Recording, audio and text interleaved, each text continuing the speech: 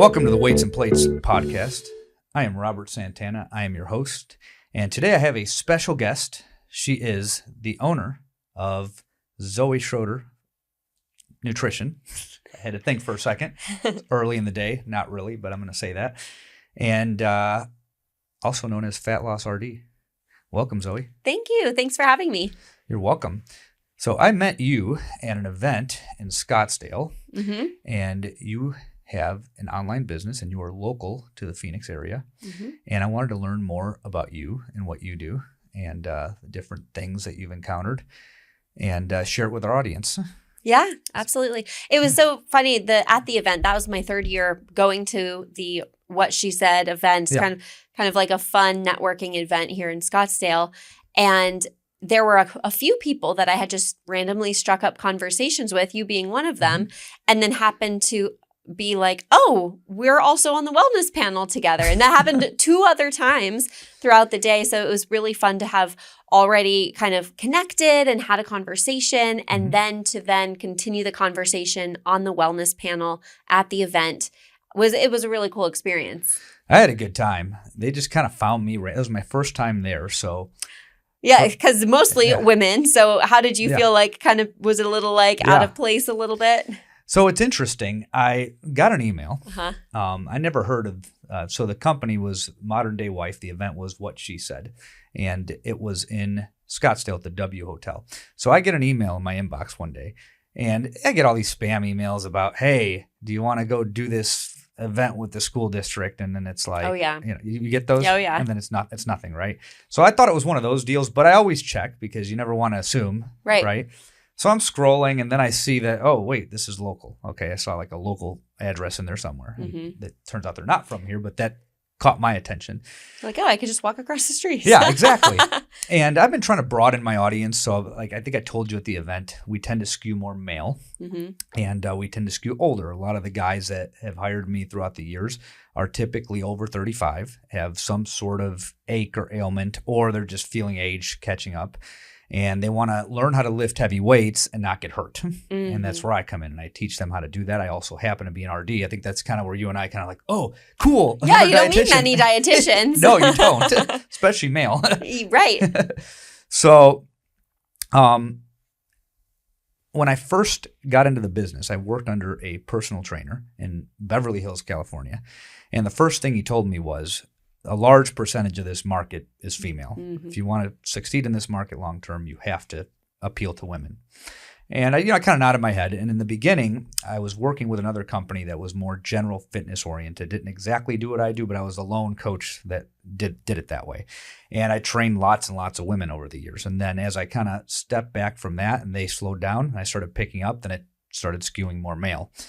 So over the last couple of years, I've been just kind of asking myself, okay, where do I want to go with this, right? And I was kind of doing more of the same for a while, but then I remembered what that guy said. And I'm like, okay, I need to start appealing to women more, get women on my show, include them in my reels, maybe do some interviews like I did at the event. That was cool. It was the first time I did that. And when I saw the email and I read what they were doing, I'm like, all right, well, I'm a dietitian, so I was in school with all girls through my entire college career as an RD. And then when I went to my PhD, it was similar.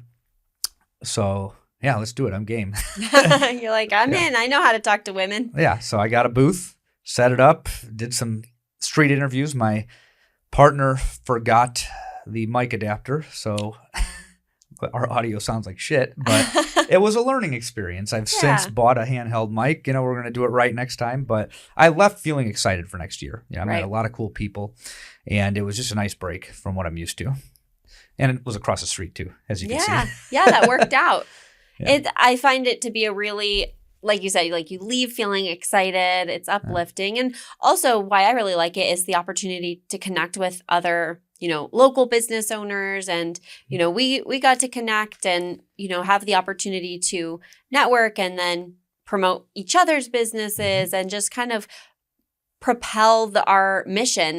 We all kind of have a similar mission when we're working in the wellness space. And I think also being more so with that science background because of being registered dietitians.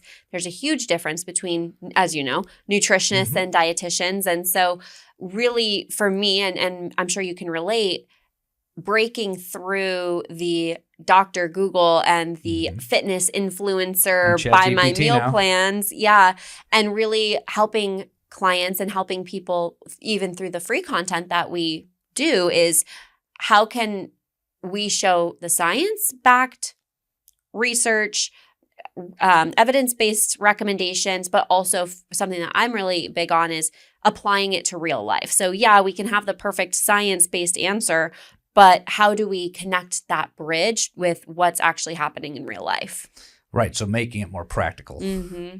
That's always been my thing. And what I didn't like about academia was it was very academic in a sense. I don't like to use the same word twice. Clinical, but yeah. Very clinical, very academic. And did you I'm assuming you did some clinical work too as well, right? Yes. We all have. Yep. Yeah. I worked my first couple years as a dietitian in the hospital setting as a clinical dietitian. And, you know, I don't know if you were told the same thing, but it was hammered into us as dietetic interns that if you want to get a job doing anything, you need to have that clinical experience first. And so I was like, okay, I do what I'm told. So that's what I went and did. And, you know, of course, good experience, good opportunity, but I knew that it wasn't what I wanted to do. Same. I used to have this joke with a friend of mine. I met her in my PhD. She was a professor and she wanted to teach biochemistry, but to work there at ASU, she had to have a PhD and she had to be an RD to teach in that department. So the joke was, we're RDs that didn't want to be RDs. Just doing it for the letters. Yeah. We have a more open approach to nutrition. My audience knows that. I'm sure yours does as well. But kind of walk me through, how did you kind of start on this journey? Yeah. Well, as mentioned, I became a dietitian. I didn't always think I wanted, funny enough, working as a clinical dietitian and knowing I wanted to get out of the hospital setting as soon as possible, I actually started my, academic career in college thinking I wanted to be a nurse. And so started college as, pre-nursing, did all the volunteer work, were in all the clubs I needed to be in, got really good grades. And then 2 years in a row, I kept getting denied from nursing school. And my advisor was like, I'm so sorry. I just don't know what to tell you. There's nothing else that you can do. So that for me was that opportunity. I'm a really big believer in that everything happens for a reason, exactly as it's supposed to.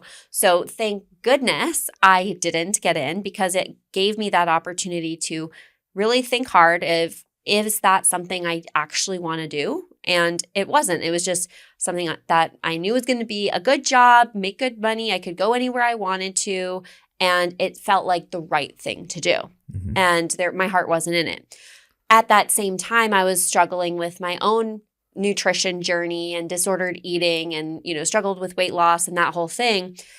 And I had taken a nutrition class just as a gen ed for my own personal interest.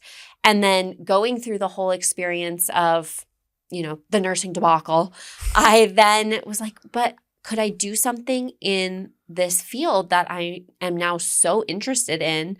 And so I did some more research, even learned what a dietitian was because I didn't even know that was a thing, and ultimately switched my major. And for me, it was really groundbreaking, not only, to now have this new career path that I was really excited about, but to be able to apply what it was that I was learning in the nutrition classes to myself, to kind of use myself as a case study as I was learning these different things to, see my own body composition change, recognize how I can use these tools to heal my own relationship with food and kind of get out of that disordered eating spiral that I was going down. And then that's when I also kind of combined that interest in weightlifting and became a personal trainer. So it all kind of my own journey. And I feel like most dietitians have something similar, that they have had their own journey in a way that helped guide them to becoming a dietitian. And now I feel like I have the honor to help people who are going through a very similar thing, maybe not the same life stage, but I like to say I became, the coach that I needed at that time. So became a dietitian, was working as a personal trainer. And then, as I mentioned, became a clinical dietitian after the internship.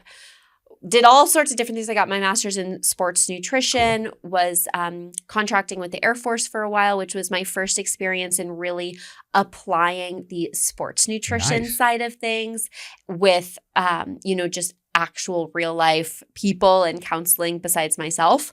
So that was really cool. And then let's see, it was right around the end of 2020 that I decided to start my own online business. I had no social media before that. And, there are so many wonderful blessings that have come from starting my business. But one thing that I do miss is not having social media. That it's been a big learning curve. Same. To have to start from scratch. And then it's like, well, you can't have an online business if you're not doing social media. And when I choose to do something, I go all in. So I was like, all right, what do I have to do? I have to do this? Okay, let's do it. And so actually the first week of December, which is basically now, but in a couple days, I'm celebrating my 5th year in business. Congratulations. Thank you so much. It's been really great. It's been challenging, as you know, as a business owner. Like, there are ups and downs, but ultimately, ever since I decided that I was going to start the online business, I did everything that I could to help it be successful. And there have been great years and there have been harder years. And I've done all sorts of different things, such as the one-on-one nutrition coaching. I've done group programs. I've done courses and, just kind of feeling out what people actually want. And I find that nutrition is a really personal and vulnerable field to help people in, because we don't just eat to fuel, which is a huge part of it. But for so many people, food and, emotional eating and coping and trauma response and like all of these things are so deeply rooted, not to mention cultural and celebrations and just everything is rooted. And so it's so much deeper than just telling people what to eat. So in my experience, and something that as my coaching business has evolved and myself as a coach have evolved over the years, I love the mindset work, the relationship with food piece, while helping people see their body composition goals, because that's what I experienced. When I was like taking this other approach versus what we're told, just eat less and exercise more and bounce around from these different fad diets and all this crazy stuff that we know doesn't work. But the big marketing machines, like just multi-billion-dollar entity of diet industry needs to keep people on the hook. But it's like, look at how liberating it can be when we do it this way. Not only are you feeling more toned and confident and like good in your skin and confident in your fueling abilities as well, but also, wow, now I'm feeling finally free from my toxic dieting habits, that poor relationship with food I was having. Like, I can be around Thanksgiving, dinner and not feel like, X, Y, and Z. So that for me has been a nice transformation of my coaching business and myself as a coach to take it so much deeper, because that's where people see that transformation in themselves. It's a really deep thing for sure. Yeah. A lot of behaviors are driven by things you can't really see or that you're not going to get on the surface. And we see it in the weight room too. It's always interesting hearing it from the female perspective, because I'm always talking about the stuff we were fed back in the day, just bodybuilding magazines and forums and guys on a bunch of drugs. I'm always making fun of guys for being on a bunch of drugs and telling people how to eat and train.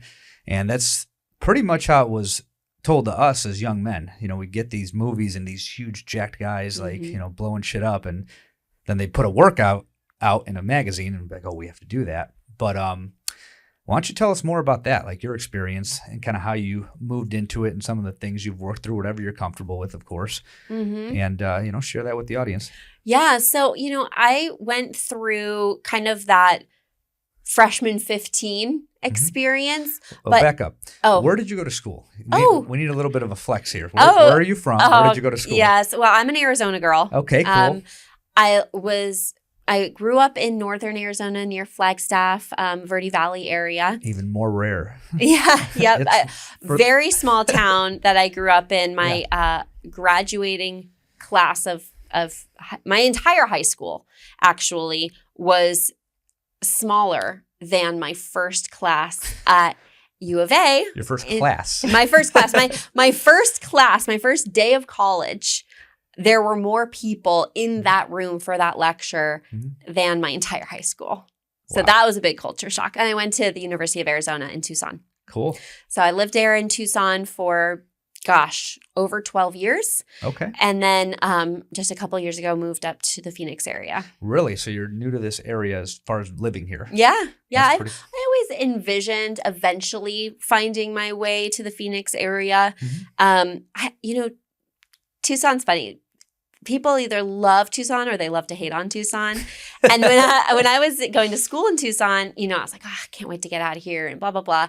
And I ended up, my senior year of college buying my house down there.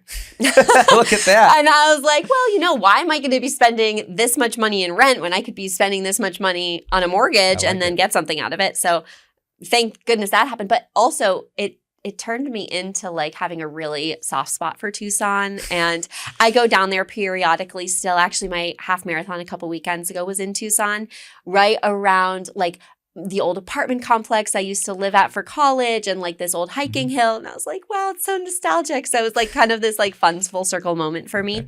But regardless, I'm trying to remember where this was coming from. So yeah, I went to the University of Arizona in Tucson. Okay.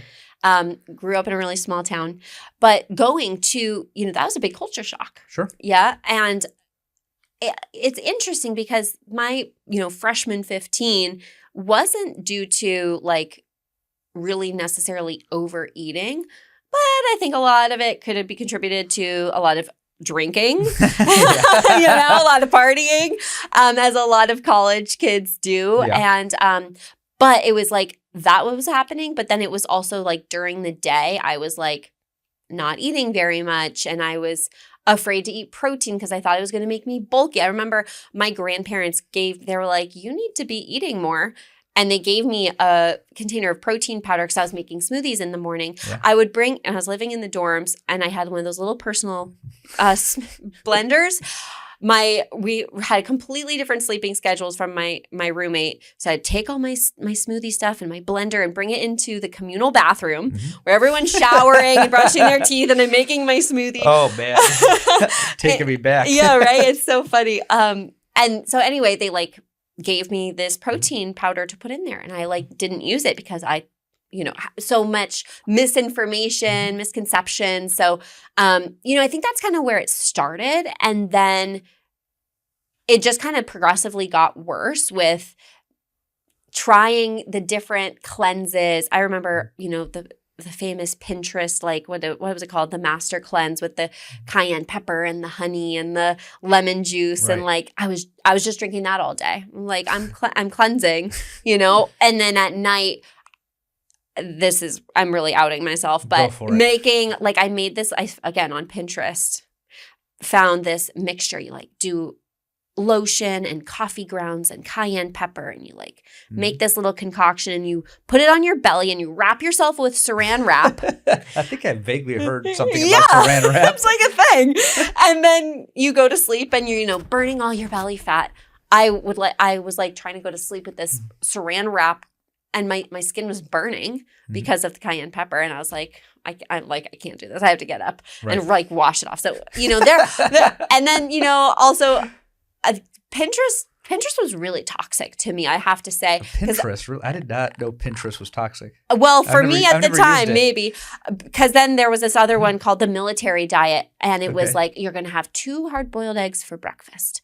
And then for lunch, you get 5 saltine crackers, a half a grapefruit, and 2 more hard-boiled eggs. And it was just like, I don't even know, like probably not even 800 calories for the whole day. But so here I am being fed all these different things, being in the college setting, going through self-discovery, but also self-image issues and not feeling super confident and like those different types of things. And then you remember Insanity, the workout videos? Yes. Wow. Yeah. I forgot about that. I would do Insanity like in my bedroom in the morning and then go to class. And then I would go and go to the gym during my lunch break and do an hour on the stair stepper. And then go to like a CrossFit class with my friend at night. And so I was doing all this over exercise, no like intentional strength training, like, just all of this, a lot of over exercising and under eating. And I was like, why can't I lose weight? Why? Like, like I'm doing everything I can be doing. Yeah. Right. So that just like really perpetuated itself and, struggled with binging and purging. And then I actually did do a bodybuilding show after I had kind of gotten into weightlifting more and down that a bit. And that was good because I was able to push myself and like see the value of weight training. I had a really kind of detrimental aftermath because I didn't have the support to like make sure I came out of that prep properly. So I think I set myself back even further there. So, there was just like a lot. And I think a lot of the clients that we work with and that I work with specifically, like maybe not everything to the same extreme, but because of these experiences that I had gone through, like it sucked, but I'm so glad I did because now I can really relate to the people that I'm trying to help. And it's like, I'm not judging you. I've been there. Like I get how hard it is. I get how frustrating it is. And thank God I did because now I'm on the other side of it and I can, kind of help pull people through it too. It's funny. I always tell people that I measure intelligence by curiosity. I determine whether somebody's smart based on how curious they are. So where I'm going with that is smart people tend to seek out information. And like you said, you had your freshman 15. I had my thing. We're not talking about me today, but I've talked about it on the show, right? You start looking for things. And in the age of the internet, which didn't exist before, you start finding all these things that people are telling you and you start trying it. And a lot of it's just crazy shit. Some of it doesn't work at all. And some of it works in a very specific context. So like the reason I bash drugs so much is because a lot of the information you get on the lifting side, and that includes the dietary information, it comes from an experience of lifting weights on a bunch of drugs. And by drugs, I mean anabolic steroids. So that changes your physiology. It's, a stimulus for muscle growth by itself. And what happens is these people get high on their own fumes because of what they did and what they accomplished. And they say, well, it was this variable or this variable. And then you get sucked into it and you end up killing yourself in the weight room or with your diet. I've done both. And then you're kind of stuck, burnt out and wondering, hey, shit, what do I do with this, Yeah, where do I go from here? Yeah. Does that sound familiar? Yeah. As you're saying this stuff, it's like reminding me of a lot of things that like I forgot about. So you mentioned Insanity. I remember my brother was doing P90X and like on the slow carb diet. Remember that one? That was Tim Ferriss, I think. I'm familiar. Yeah. I don't know if I remember exactly. And he was just hungry and getting so skinny. And there was that. I did a ketogenic diet when I was 20 and I wanted to go to zero because we're achievers, right? Most dietitians are achievers. Type A. Yeah. So I'm like, it has to be zero. And man, I had like a picture I put up. I was so skinny and like just like body wasn't functioning right. And thankfully I was 20 when I did it. I have to like work through people that are older and it has a lot more consequences when you do that at an older age. But that's the whole thing, right? You're a smart person, you're seeking out information, and then you're getting fed a bunch of shit and you don't know how to sift through it yet. And then you take it another step and you go to school for it, right? And then you learn a bunch of things there. So kind of talk me through that, what you learned in school and through clinical practice versus what you learned through your own search. Yeah. So with being in these, human nutrition classes, you're learning metabolism, you're learning, how your body is processing the different macronutrients. And I was like, So, like just kind of having this like total light bulb moment. Of course, it happened over the course of years or Yes, of semesters course. or whatever, but just thinking about like, oh, I this is how I should be eating, and knowing that each of these things have a role and what they do in the body, Mhm. and then also what happens when you don't eat enough and how detrimental that can be. And so I was able to, like, I think that for me was a big turnaround point of, okay, so what happens if I know how I've been doing it hasn't Mhm. been working. Let me just see how it goes if I am eating enough protein, if I am eating enough carbohydrates, if I am, doing these different things, and then combining that with, okay, so 3 hours of cardio a day isn't going to do what I want it to do. Right. Let's try something else. Let's try, obviously it takes many years to feel comfortable.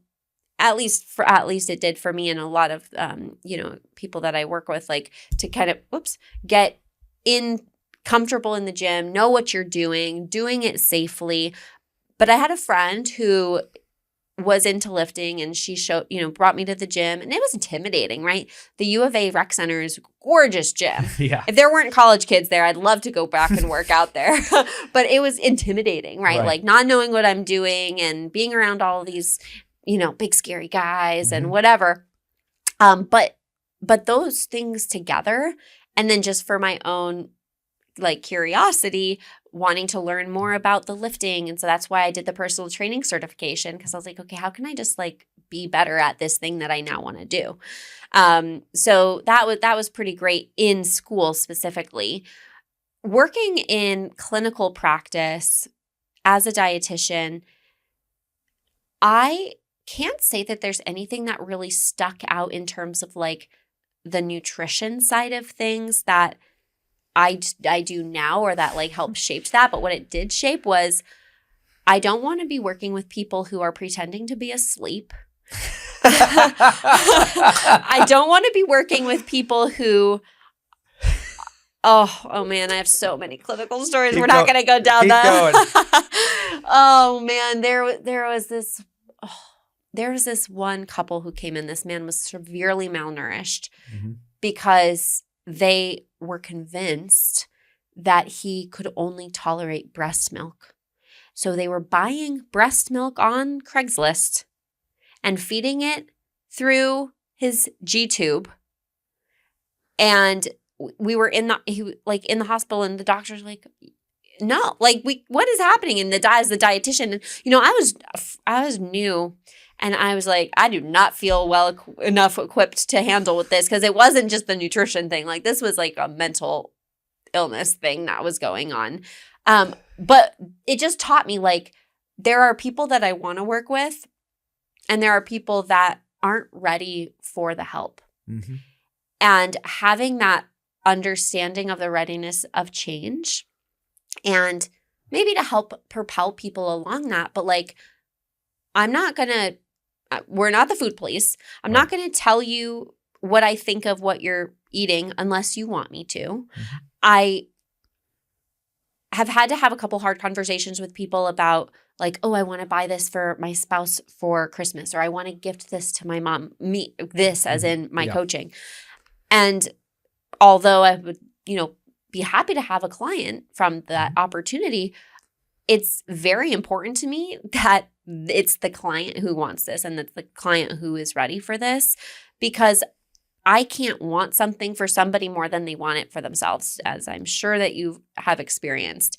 And so working in the clinical setting, it got me, more comfortable with talking to people. It got me really good at certain calculations, Can I do, all these tube feeding calculations now? Be a bit rusty. Don't really care. Don't want to do it. But, it was good for kind of creating those skills. Yeah, it gives you the reps.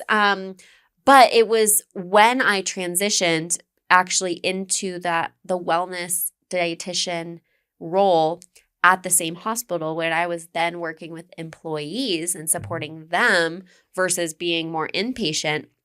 that was when my world really opened up to what kind of ongoing nutrition counseling can look like, and creating that relationship with people and having that level of connection and care for them and their life, and like having the time to get to know them. So that was what I say would really like what I learned from the nutrition side of things of the clinical experience is like, yeah, I got the reps in, got more experience, but it really helped shape who it is that I love to work with. And when people are ready to change, that's when I want to help them. It's totally different when people seek you out versus being thrown in front of you. Yeah. So I always say nobody goes to the hospital. They end up in the hospital, and we're the last person they want to see. Right. Because why does somebody want to be told how they need to change their eating when they are given a tray of food from the hospital that may or may not even be aligned with what you're trying to talk to them about? Right. Oh, that's so layered, man. I know. There's so much depth to that whole thing. Like tube feeding, TPNs, have a lot of respect for that part of the profession because you're saving lives, right? Legitimately. And you have a lot of variables under control. So one of the things I hammer on this show, and when I talk to people about this, is the fact that a lot of the guidelines and information we've been given is based on what people say they eat, and not what they actually eat.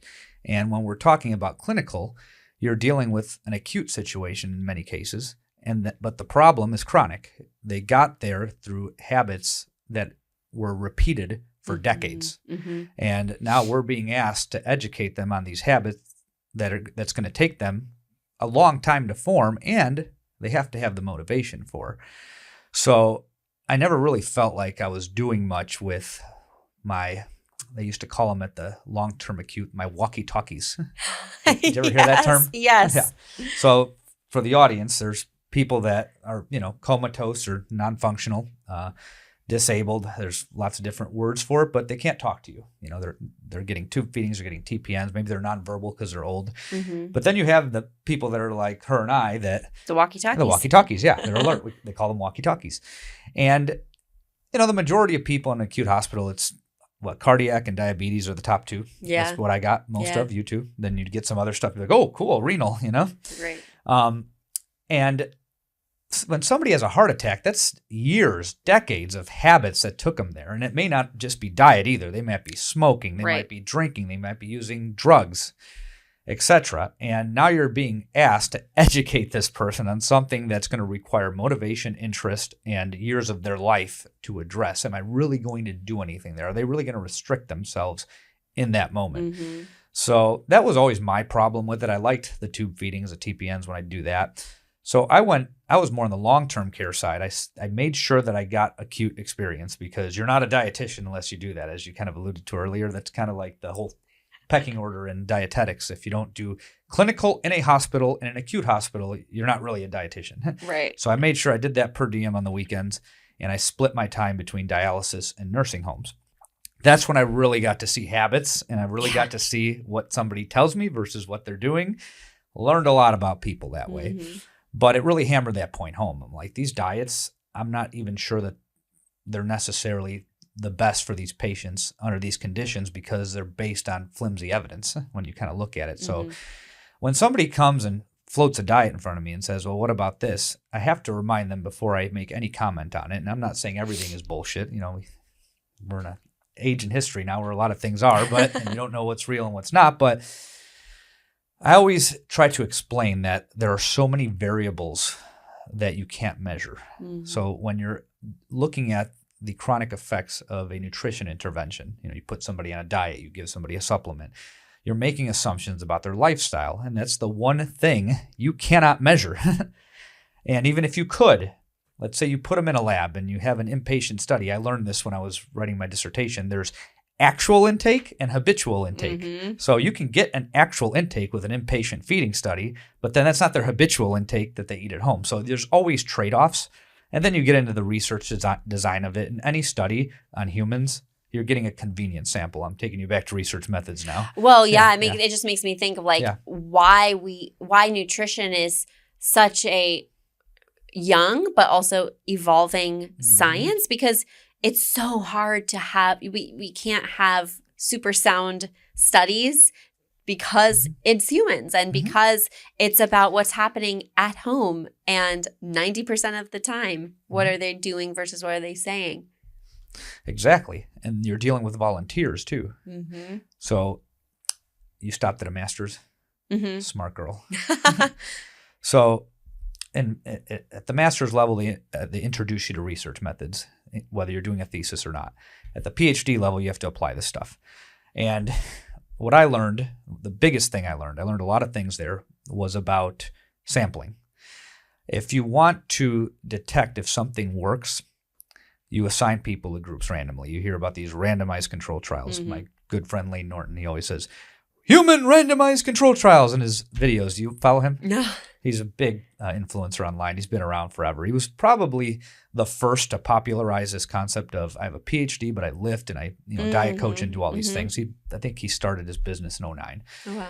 And his content is very much based on, this is the claim that this grifter is making. Here's what the data says. And then he always brings up human randomized control trials. So if you want to see if something works, you randomly assign. Treatment, control. We all kind of know this. Now, the second question is, can you generalize your findings to a broader population? Nobody ever thinks about that question. Randomized control trials allow you to see if something works within that sample. Now, how you sample those humans, or let's say you're doing it with animals. Animals, you get better data for this reason I'm about to get to. That determines whether you can generalize it, whether you can say that it happened here, it's going to happen everywhere. So if my sample is women and I sample a group of women, depending on how I do that, that allows me to say whether all women can benefit from this, or all women from this population of women can benefit from this. Well, the thing that's missing is you can't flip a coin and decide that people from a group are going to join a study or not. There's ethical and logistical problems with that, right?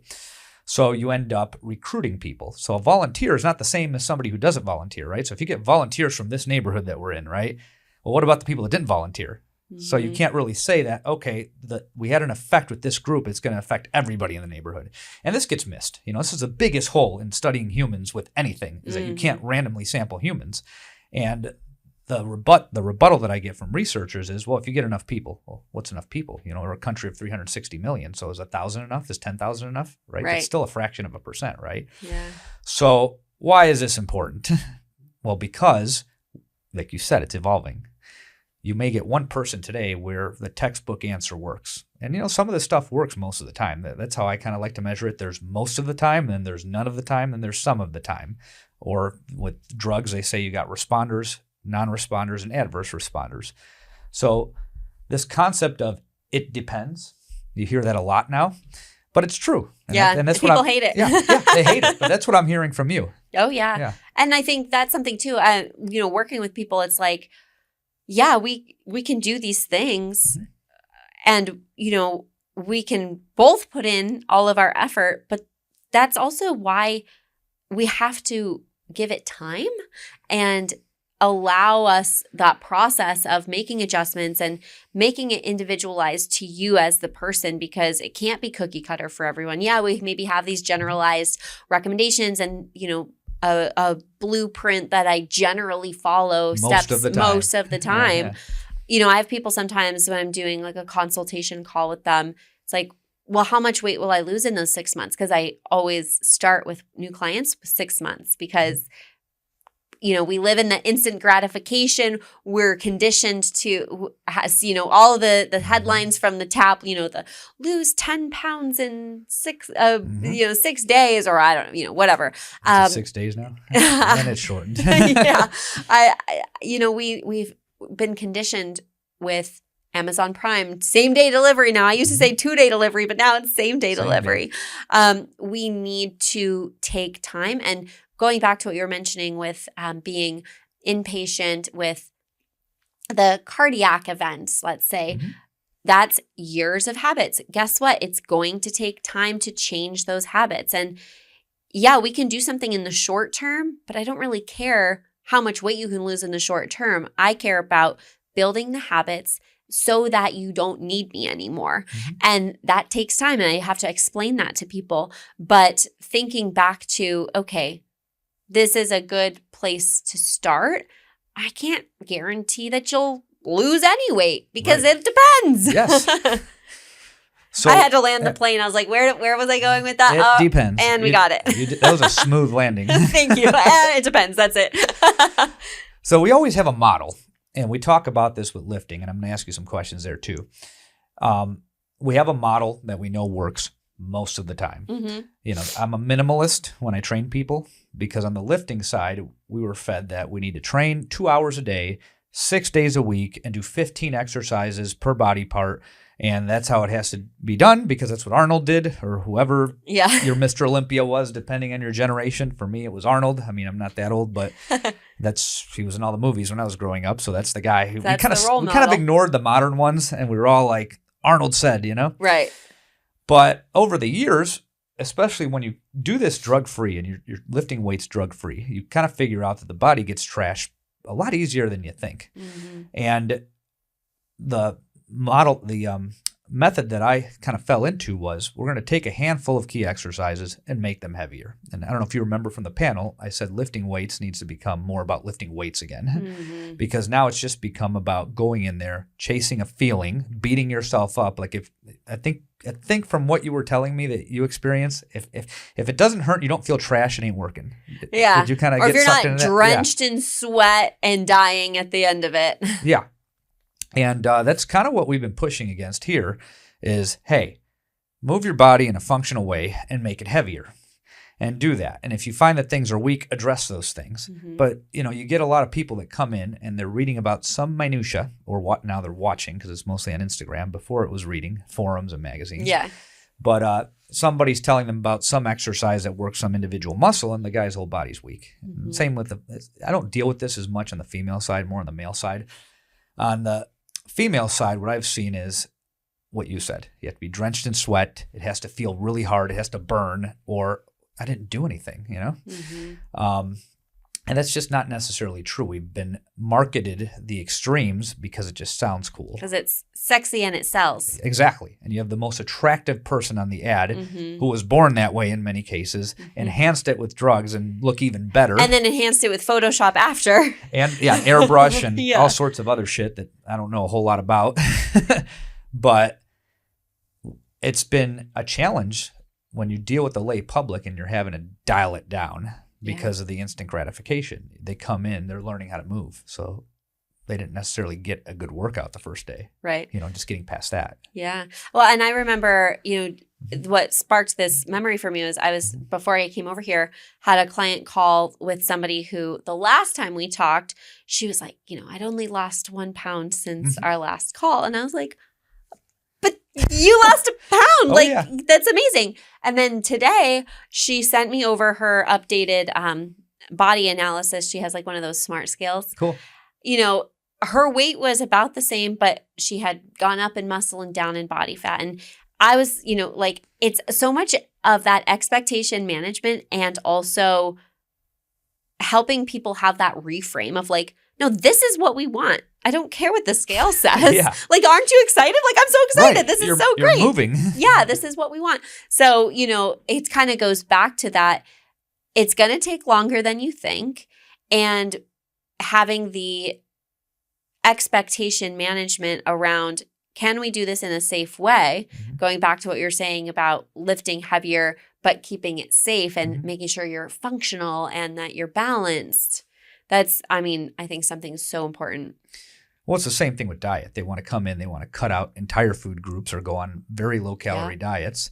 And we know where that road leads to. Yep. It's stressful in the short term and leads to rebound behaviors in the long term.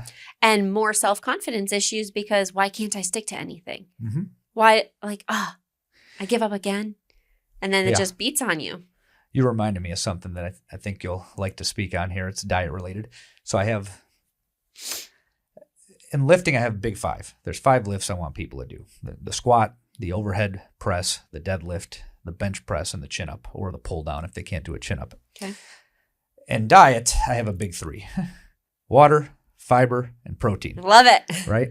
And I think of this client and like every time she messages me when she runs into this problem, like how the big three, and then she gets it now, she knows right away what she did. So I'm thinking of people that have dieted a lot, crash dieted a lot. And by the time they get to me willingly, they want to make a change. Their expectations are lowered. Their standards are lower. Usually they're starting to get a little older and it's just not practical to go that hard anymore. Mm-hmm. So this gal will fall into binges. She lifts weights with me. She does well. She pushes heavy. Doesn't complain that it's minimalistic. She's on board. But then she also does karate. So she's very active in martial arts, which also adds a stressor to the system. Well, you can imagine what your appetite's like when you're doing that, right? So she'll be like, yeah, I got into the pantry. I ate all this crap, blah, blah, blah. And then she's like kind of stressed out about it. But she's super chill about it compared to some other people. And I'm like, water, protein, fiber. How are we doing? Mm-hmm. Oh, yeah, I'm low on all three. Mm-hmm. I'm like, well, there you go. So we saw this tight correlation. She learned a lot about her habits with this, that whenever she would binge, one or multiple of those were low. So I have found that a lot of these people aren't eating enough of the right things and then too much of the wrong things. Right. So or they're trying to be good during the day. Oh, I'm trying to lose weight. So I'm just I've got my little, bird meals planned out throughout the day. And then evening time hits. She's done her karate. She's done her heavy lifting. She's not maybe eaten enough calories throughout the day. And also your big three. And then that catches up in the evening time. And I see that all the time. And, it's kind of like this whole cascade of events that we can always reverse engineer and say, okay, what happened? So you binged at night because you were so hungry. Okay, what happened? Oh, well, I skipped breakfast. Okay, why didn't you skip breakfast? Why did you skip breakfast? Okay, because I was so busy in the morning.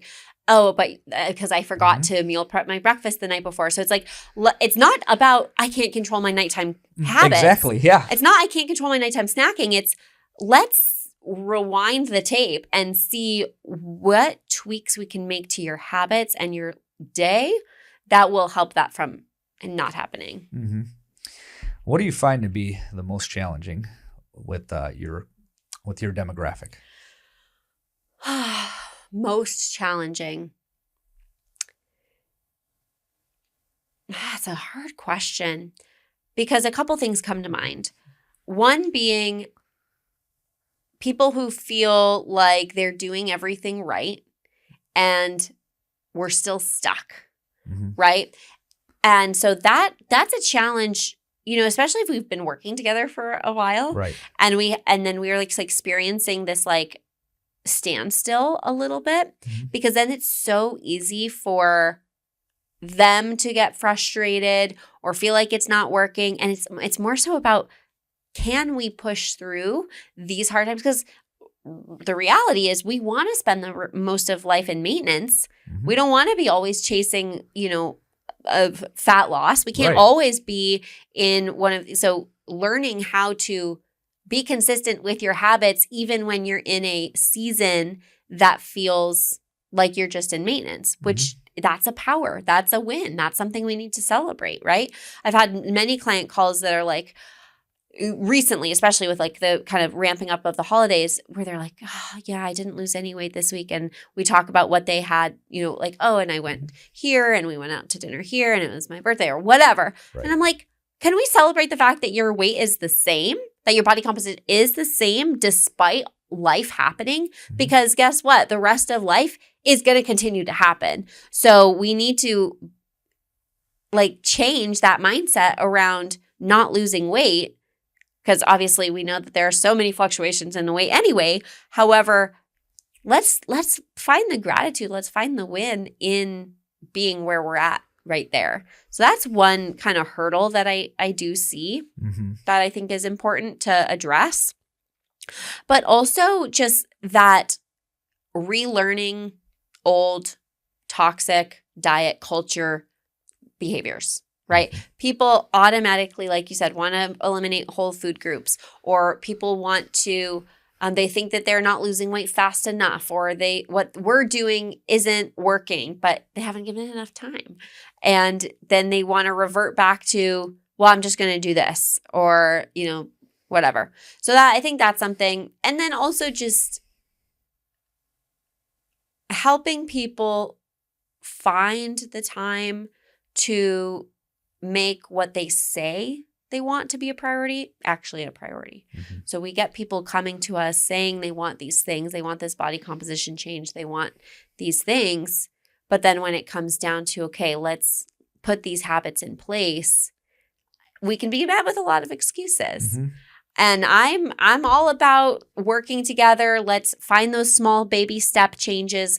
Okay, that feels like too much. Let's bring it down to the next step.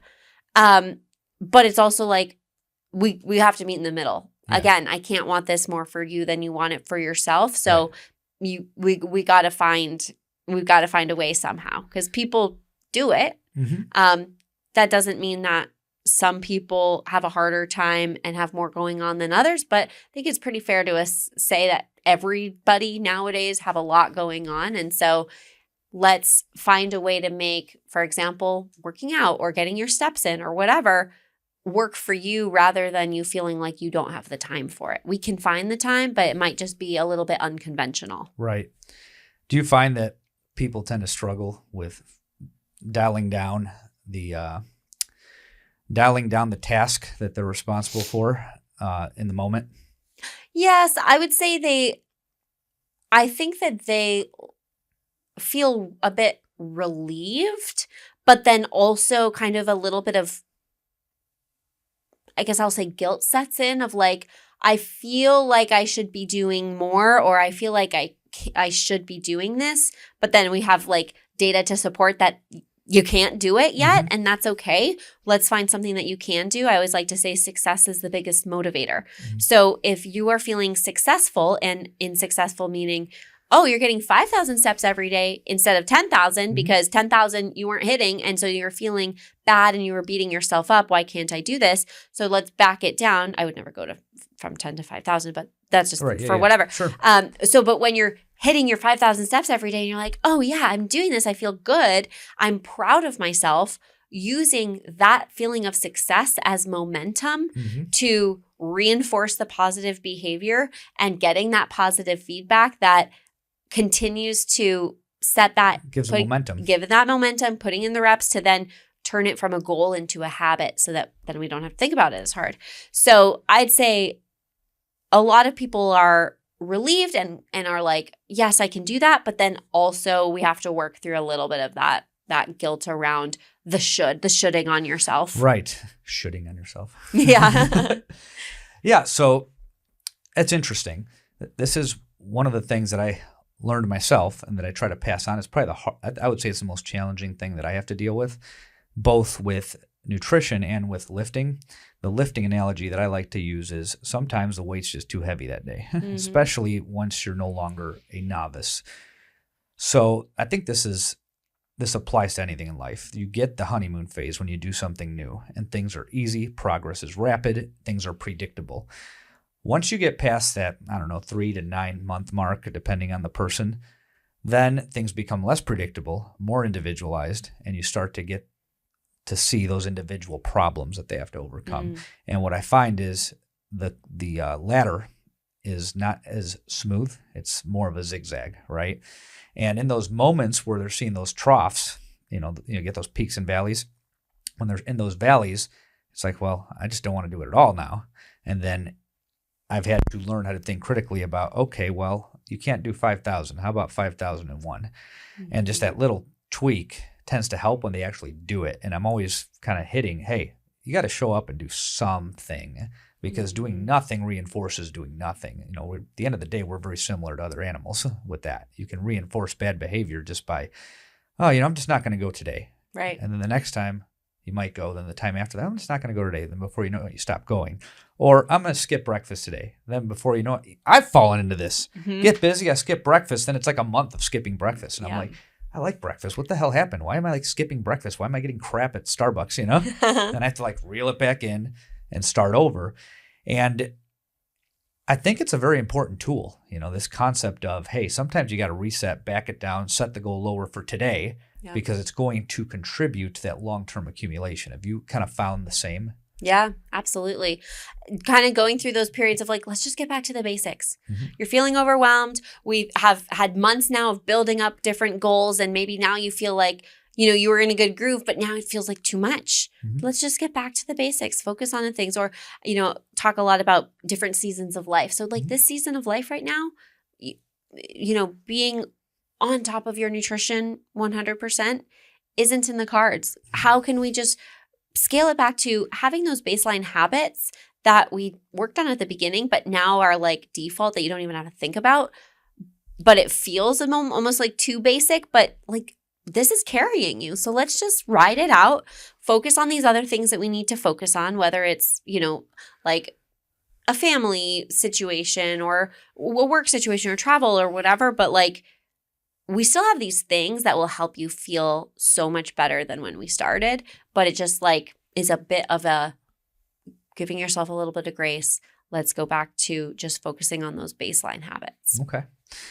Well, tell us more about that. Give us some examples of how you've helped people kind of dial it down and work through so that they keep moving. Because I think that's the most important thing, is that the ball keeps rolling forward, and that often gets missed because they get focused on the outcome, which is important. I think it's important to focus on the thing that you want. It's easy to stray away and look at the next shiny object. We call it program hopping in the weight room, and diet hopping too. There's a lot of that goes on. It gets hard. They're stuck, and it's something that could be worked through.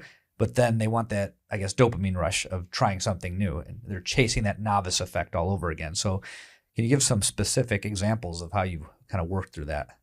So, in terms of like navigating different seasons of life and then getting back to basic habits, I'm thinking of one client that, when we started out, we work through those foundational habits that I work with most clients, the hydration, the, working on maybe it's not skipping breakfast or getting enough protein in, whatever, to individualize to them that we need to work on just to kind of get up to a good baseline. And then I like to trickle in the macro counting. So at first we'll hit a protein goal, and then we'll hit a protein and a calorie goal, and kind of like ease onto it like that. And this client, we had gotten all the way up. We were tracking macros. We were in a caloric deficit. She was seeing progress.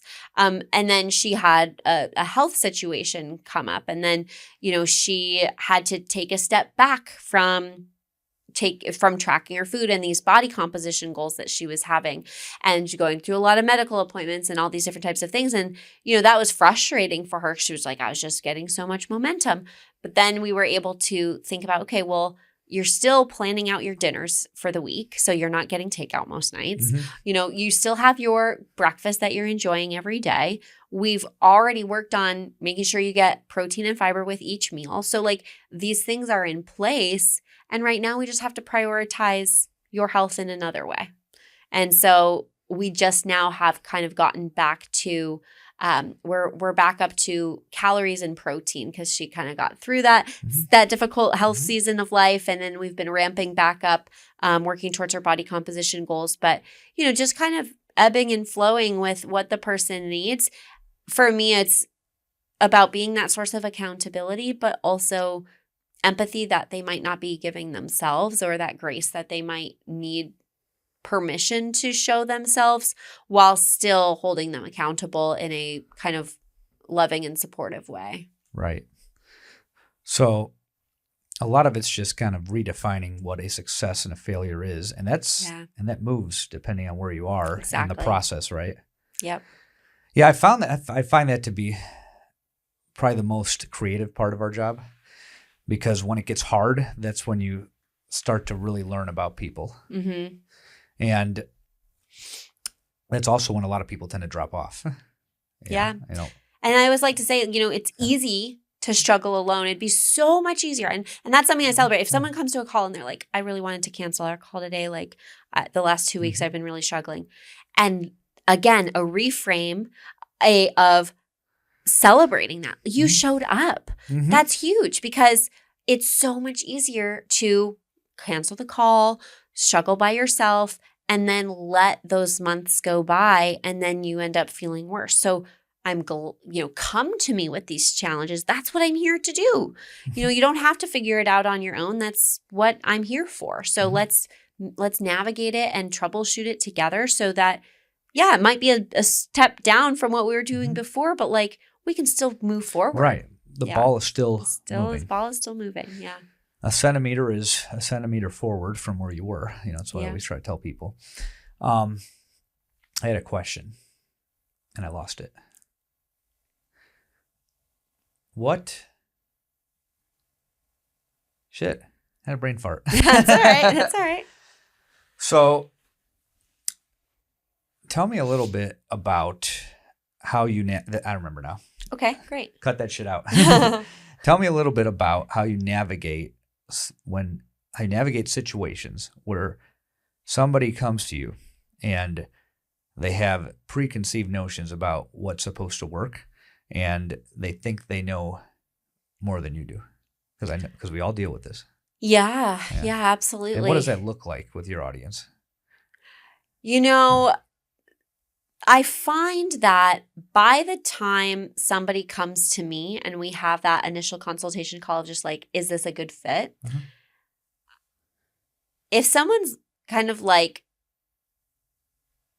showing me that is a potential conversation or issue, there's a lot of expectation management on that first call. Like, this is a lifestyle change. This is not another quick fix. This is not another diet.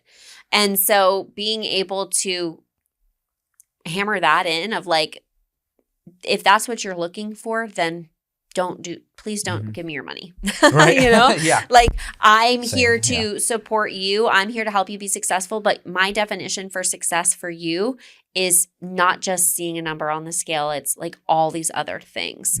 And so, let's say I've been working with somebody for a while and then they come to me with, oh, I saw this online or whatever. I always like to ask more questions, right? Like, okay, where did this come from? Like, some details. But then I try to put it back on them in terms of like, okay, this sounds like something that you had told me about when we first started working together that doesn't work, that you like saw this rebound from. So a good example is keto, right? Yeah. Keto. Like, oh, I'm just going to go back on keto because I lost so much weight. I'm like, okay, but what happened after you went off? Remember, like, we had this conversation, And so I think bringing it back to them being the root of the shift and helping guide them to see, is this actually valuable? Is this actually helpful? And then if it is something, so a good example is intermittent fasting. So most, if not all, of the research around intermittent fasting is with men who are on a 24-hour hormonal cycle as opposed to women, right? And so, there can be many benefits for men with intermittent fasting. But for women, it's not something that I generally recommend. It's not something I generally recommend for men either because of what we were talking about before of that nighttime snacking thing. Yes. So but there are people who are really, really passionate about doing their intermittent fasting. And it's like, okay, if that's something you really want to do, then I can help you do it in a safe and, well-balanced way, let's say. But reminding them that, is this something that you can sustain? Because that's why all fad diets fail, right? Because it's not sustainable. Maybe it gets you to a result, but are you going to eat like that for the rest of your life? No. So I try to help, guide the conversation to, we're here because we want to make a sustainable change. And the habits that we're focusing on now, they're going to be habits you're going to keep doing to maintain where we're at. It's not that you're just going to be there one day and say, okay, I'm done. Doesn't work like that. We know that doesn't work like that. So just like helping people get to that point, I think is really important. You reminded me of something. So what about when they reach that inevitable point of diminishing returns? Because, and I'll specify, because that varies from one person to the next. There's this concept I learned somewhere in school, but I've seen it play out, of biological variability. I said it earlier. You got, with drugs, you have responders, non-responders, adverse responders. Well, with diet, people are going to get stuck at different places, and there eventually reaches a point of impracticality. And the same thing happens with training too. It becomes more demanding. And I've had to tell several people, not several, probably hundreds, if not thousands at this point, that their goal is not compatible with their lifestyle. Yep. And I want to hear how you navigate that. Yeah. Your experience with it. Yeah, that's a great question, because there is that point where it's like, okay, maybe we have made a lot of progress body composition wise, training wise, whatever it is. And then it's like, oh, but I want to see my abs or whatever. It's like, okay, let's have that conversation of, are you willing to do these changes? Because my approach is very sustainable. I want to help you, navigate real life and enjoy your ice cream. And if you want to a cocktail or whatever it is, but being realistic about what that will look like in terms of how much more progress we can make. And so, are you willing to give up these things, and how worth it is it to you for this, external validation, or this maybe surface deep why? Can we get deeper with the why? How important is it to you, and why? Can we go 5 deep, right? Like, I want to see my abs. Why? Well, because I think they're cool and hot. Okay, why? Well, because I see a lot of cool and hot people on Instagram with abs. Okay, why is that? Why does that matter to you? Right? So trying to get deep, and it's like, if you get stuck, versus people who are getting to the why of, well, because my dad died of a heart attack and I don't want to, do that, be that same example for my kids. I want to be able to play on the playground with my grandkids and do all these things, or I want to feel confident in my skin because I never have, or, just getting really deep when your why is powerful enough, the how unfolds itself. You're willing to do the work to get to there. And don't get me wrong, I have plenty of clients who are like, I want to see my abs, and we get there, and that's great. Yeah. But is it for everybody sustainable? No. Right. And so there's this one client that I've had, God bless her. I've been working with her since the first year I started my business. So she's been working together for 4 years. She does not need me anymore. And she knows that. But at this point, it's the accountability, right? And I'm so proud of her, because when she is a doctor, and when we first started working together, she was, getting pizza in the cafeteria every day. She was, eating whatever it was, not hydrating, whatever. So in that first year, we worked on those baseline foundational habits, got into the macro tracking, got really good on her habits, dialed in those body composition, dials, and, unfolded a fantastic physique that she was super proud of. And, is she there now? No, but that's because there have been so many different seasons of life, and she has so many other things going on now, but all of these foundational habits are still there, and she's still rocking it. And knowing that it's okay to have different goals during different seasons of life is something that's really, important too. And that's something that I have, I'm sure you have too, of helped clients realize, okay, maybe right now, given what we know about your life, it's not realistic to work on visible abs.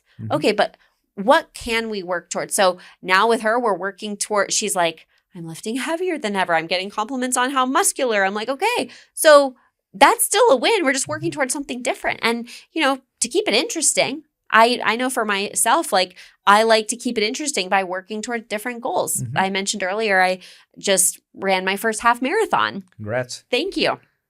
I'm really proud of myself. It was hard and it was great. And, I'm really proud of my finish. But that's something I've done all throughout my life, right? I just wanted to do a bodybuilding competition, so I did it. I wanted to do a triathlon, so I did it. Wanted to do the half marathon. So it's it's okay to have different goals through different seasons of life to keep it interesting and to push yourself. So, normalizing that with clients too, maybe what you signed up to work with me on is different than where we're at now. And that's a beautiful thing. It evolves. Right.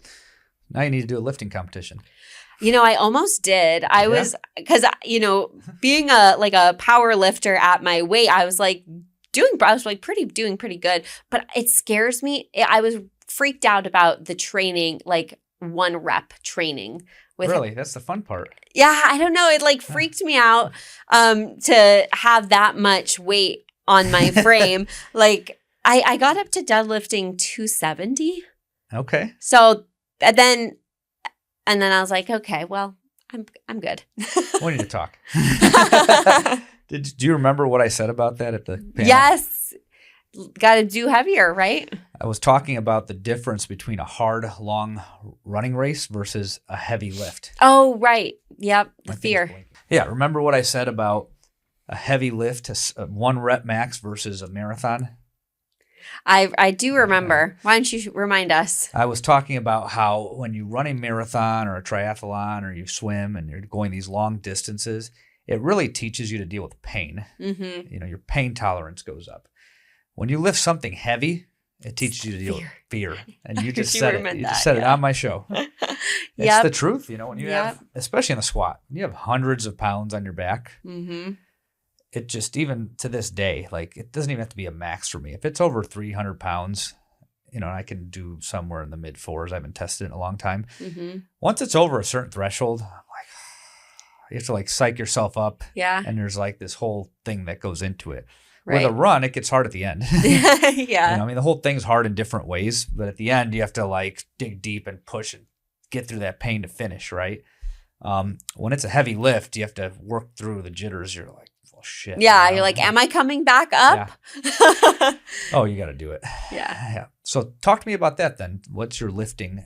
So let me back up. There was a way I wanted to ask you this. So you help people with body composition. And a lot of the time when people come to me because they want to improve their body composition, they're focused on the fat on their body. Mm-hmm. And I have found that for a lot of run-of-the-mill humans, they're under-muscled in a lot of cases. Sometimes they're legitimately overweight or obese, but then you can just take a look at them and you know there's not a whole lot of muscle under there either, and 2 things need to happen. Mm-hmm. But in a lot of cases, I get people that are just mildly chubby and they're under-muscled. And I have to explain to them that their lifting program is actually more important than the diet.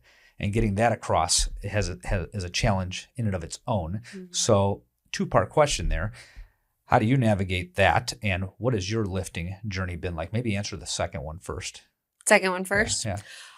So, you know, over the past, how long has it been? 7 months or so. So what happened was at the beginning of this year, I had a ski accident. Okay. And I fell and injured my shoulder. So I had to take a break from lifting upper body as that healed. So I was like, I'm not going to do legs every day. So I started running more. Okay. And there have been different periods of time that I've like intermittently ran. But it was, you know, because of that injury that I decided to do the half marathon. But I've still maintained lifting, you know, 4 to 5 days a week during, 5 at the beginning, closer to 3 and 4 towards the end of the training block. But regardless, for the past over a decade, I would say I lift at least 4 to 7 days a week, right. You know? And that's just something that I really enjoy to do. I wasn't athletic growing up, didn't really play sports all that much, didn't have much hand-eye coordination. Okay. But it was when I discovered weightlifting that I was like, oh, this is something I can be good at. Mm-hmm. And I really enjoyed it. And I also love the control aspect of like, oh, you want to work on your shoulders. Like we can work on your shoulders and, you know, being able to. That type A thing. Yeah. Oh, yeah. Type A thing. Yep. And so that for me has been really fun and cool. And, you know, this past year has been a bit more of a challenge because of different injuries that I have come up as a result of that ski accident. I also had a herniated disc and I sprained my ankle. Like it was a whole thing. It wasn't all at once, but it was like over the past several months. I'm like, I've never experienced so many injuries in my life. And so that has been a whole new lesson of patience and also listening to my body even when I don't want to, of like, you need to take a chill pill and like maybe focus on your recovery a little bit more, which is hard when it's such a big part of my life. So anyway, that's kind of where I'm at right now. So now I am ramping back up in terms of lifting more, I'd say, you know, closer to that 5-6 days a week. adding in some cardio. I haven't really ran too much since the race, mostly because I bonked my knee and bruised my kneecap, and so my knee hurts so bad. I hit it on the cap in it, and it hurts so bad. I can't run actually because of, but whatever, that doesn't matter. So that's kind of what I would say for my own lifting journey, and of course there have been other seasons of that as well. But with people and clients that I'm working with, I would definitely say that helping them get to the point of seeing the importance of lifting, most people hire me as their dietitian, Yes. but I tell them we're not only going to be working on nutrition, we need to be working on these other things. And so it's definitely for some people can be a little bit longer of a road to help them see that. For example, a lot of my girls, women clients, especially with the rise of Pilates, it's like, okay, Pilates is great, don't get me wrong, but we still need to do progressive overload. We still need to have some intentional weight training in here, because you will see the change in your body composition that you're wanting if we add this in too. So yeah, it's like, for me, a bit of managing, well, we need to do something you enjoy, because then you're going to be more likely to be consistent with it. But we also need to do something that we know is going to move the needle. Right. And what kind of feedback do you get? Usually okay, if you say I need to, or I think a lot of it too is that fear and that hesitation of not knowing what to do or not being comfortable in the gym outside of group fitness classes. So, there's a whole other host of work that gets to be done on that side of things too. Have you found, so you mentioned earlier that when you were in college, the weight room was beautiful, and if there wasn't college kids in there, you would spend more time in there. When I was in college, I remember I had a female dietitian teaching the class. She's like, I'm not going anywhere near that free weight area. There's a bunch of weird shit going on in there. And that was kind of like the theme years ago. And then I've noticed a shift when I go to these big commercial gyms now, where it's a lot more co-ed by the dumbbells, and especially in the power racks. Mm-hmm. And I think a lot of that has to do with CrossFit. I think that CrossFit probably got more people in general under a barbell than any other fitness fad that has hit. I have my issues with it, of course. Yeah, they'd be one of the benefits of CrossFit. But I can't take that away from them. And I was talking to somebody earlier about women in particular. Are you familiar with Brett Contreras? No. Oh, yes. Yeah. So I was talking to a fellow coach, and she trains people to get strong. So she detests mainstream fitness. And I was explaining that, love him or hate him, that guy has gotten more women under a loaded barbell than anybody else in our business. And it's just, I like the way that he kind of introduced it. So I met him in person. He trained here at a gym in Tempe when I first moved here. And I noticed that he had him squatting, he had him deadlifting, benching, and doing all the other things. But if you were to go on his page, it's all about hip thrust. It's all about the booty. Yep. And it was, that was kind of the lure that he would use. I mean, it's good marketing. He knows how to get them. Yeah. Yeah. And I can't hate on that, Right. I think that a lot of people in general, not just, we're using women as an example, but they have these ideas of what happens in a weight room. Like, oh, I can't lift heavy, I'm going to get hurt. I'm like, well, yeah, if you do it on your own, you're probably going to get hurt. These movements are very specific when you introduce free weights. But if you learn how to do it correctly, there's a tremendous amount of benefit. And I find that it's hard to communicate that, because people associate a loaded barbell with either a fat bald guy with a beard lifting a bunch of weight, or a guy on a bunch of steroids, with veins in his fingers, and having to dial that down and say, hey, look, hold on. I got an 80-year-old lady at my gym right now, and she's never misses a workout. 3 times a week she's squatting and deadlifting, and still trying her damnedest to get a pull-up. But that's so cool. Diet's a limiting factor there. It's hard to eat when you're 80. Yeah. So I think it's a very important part of the equation that gets missed in our education as nutritionists or dietitians. I guess it's RDN now, right? They talk about muscle mass. They don't really talk about how that's built. Right. And would you say that, I know that I have people eat way more protein than the recommended amount, which is so when we're in school and they're saying, oh, what 0.8 grams per kilogram, like that's not enough. No, it's for function. Right, exactly. Yeah. So, just kind of that's a good example of a question you asked earlier of like what you learned in school versus what we do in practice and what we learn over the years of experience and working with people and seeing things in real life versus academia. Right. Because a lot of research is based on controlled groups, and there's different levels of control. Like if you go way back, they had prisoners that they would study. Like the Vermont prison study is my favorite because I say there's some things we are pretty confident about. Do you remember that one? You'll have to refresh my memory. It sounds familiar. They restricted calories, they overfed, and then they looked at all sorts of things. Like, so obviously if they overfed, they gained weight. If they underfed, they lost weight. Then they looked at thyroid and saw some correlations there between thyroid function and carbohydrate intake. And there's a whole list of other things they found there. But, it was a prison study, so they controlled what they ate. And, it kind of checks out with things you and I see. So I always tell people, I'm like, some of what's being reported isn't totally bullshit, but check it against the smell test. Is it actually playing out? Like recently, the new one that I keep hearing is, there's studies saying high dose creatine helps with cognitive function. So I can buy into that. The theory makes sense. But what I've been asking is, what are the anecdotes? Do you know anybody who's tried this? Like, what are you hearing? I'm not, there's no real risk to doing that unless you have bad GI problems with creatine. So I'm all for giving it a shot. It's safe enough to risk on, but that's how my mind's been programmed now after being in the research side of it. Right. Okay, hold on. It sounds good. It makes sense. But are there anecdotes? I want to know, what are people doing? What are people seeing? And the protein thing was a classic one. Like, for basic function, if you're a sedentary human, sure, at 0.8 grams per kilogram is probably fine.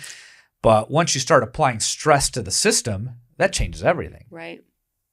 And also, anecdotally, when we take it from whatever that starting number is, let's just call it a total of 50 grams of protein for the day. And then we bring it up to something that we might recommend for that individual client, I'm not feeling as hungry. I'm not feeling as many cravings. I'm feeling more energy. Like all of these things, like, it's pretty great, right? Look at what happens. Just a small tweak.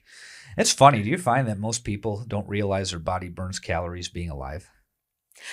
Yeah, they feel like they need to focus only on burning as many calories as they can during their workout. Yeah. Let's focus on just daily living. What is it, that RMR? That's like most of your energy expenditure. Yeah. I saw this in action at the nursing home, and you probably saw it in acutes. There was a lady with Huntington's. So she was not a walkie-talkie, and she would just lay there, and I had to adjust her tube feeding, and I had her on 3,000 calories a day, and she's just laying there all day. And she was withering away like 97 pounds. I'm like, man, I think she got down to 76 pounds. Wow. And when I got it up, that was about it, about 3,000 calories. I got her back up over 100 pounds. But I was like making these conservative jumps. I'm like, these numbers look pretty big for somebody who's laying there. I was a young dietitian. Yeah. But she just kept dropping the weight. And I'm like, is the feeding working? Because I think they had to bolus feed her. So I'm like, I started spying on the nurses. Right. Are you doing this right? They were doing their job, and we had to push calories. So I find with a lot of my nutrition focused clients, I have to explain that and hammer that over and over again. Because like I get these guys that are 300 pounds and women too. So I've got some 300 pounders, usually lighter than that, but they'll think, I got to eat 1,200 calories. I just, I need to eat nothing to lose weight. And I'm like, do you understand what it takes? I mean, even with a slow metabolism, what it takes to sustain a 300-pound body, Yeah. And then eventually they disclose what's happening. They're drinking a 2-liter of Coke every day, or something like that. Right. And they're you're getting them calories, just not in the way that we should be. I had a guy, he wasn't an extreme case, but he was overweight for him. He was uncomfortable.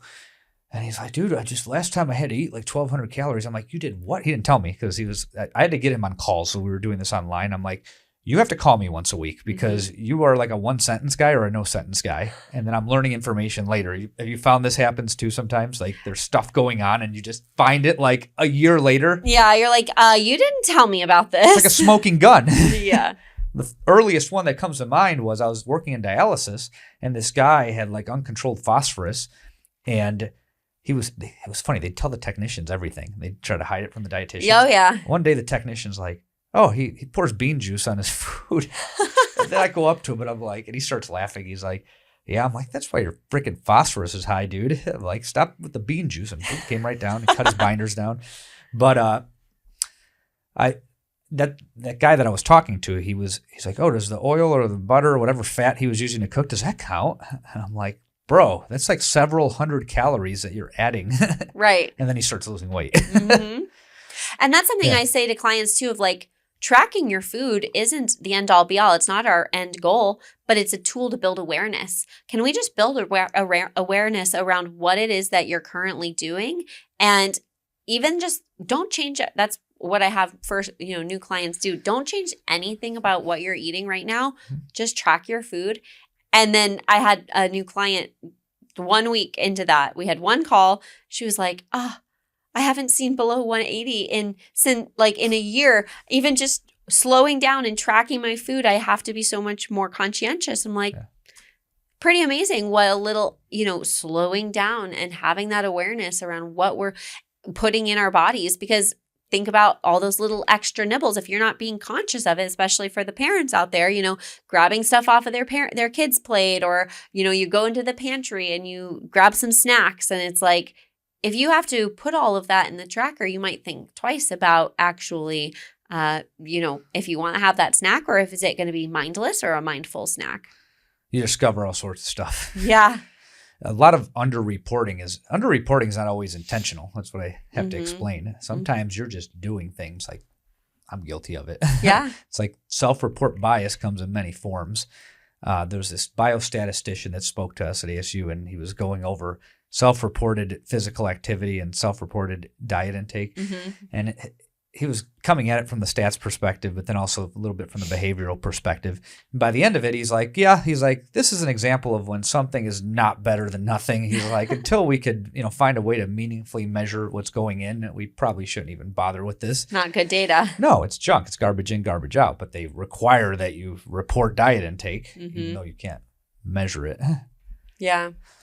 So, yeah, I think we hammered a lot of stuff there. We covered a lot of topics. Do you feel like you've talked enough? Yeah, I mean, I think we covered a whole lot of different topics, and it's great to have a conversation with a fellow dietitian, because I feel like it's not something that on many podcasts, we kind of get into that. So yeah, it's been great. I'm really glad that you had me on. Yeah, that perked me up at that event. I was just kind of sitting there like, oh, I'm an RD. And I'm like, fuck yeah. I'm like, we're doing a podcast. Yeah, I love it. I'm so glad that and quick turnaround time too. So that was great. Yeah, I didn't think I'd get you in this fast. I didn't either. I was like, I'm going on Monday. Okay, all great. Right, here we go. Here I am. Very cool. So, I have a couple others that I'm friends with, longtime friends. I have one that I brought on the show once, and I think it'd be great to have you both on at the same time. She worked in inpatient eating disorders. Now she's in outpatient weight management. And I want to kind of do a panel show and get a few of us on there. I think that'd be cool. Yeah, you let me know. Then I got to figure out the room. So this is the first time. If you haven't noticed, something's different about this episode.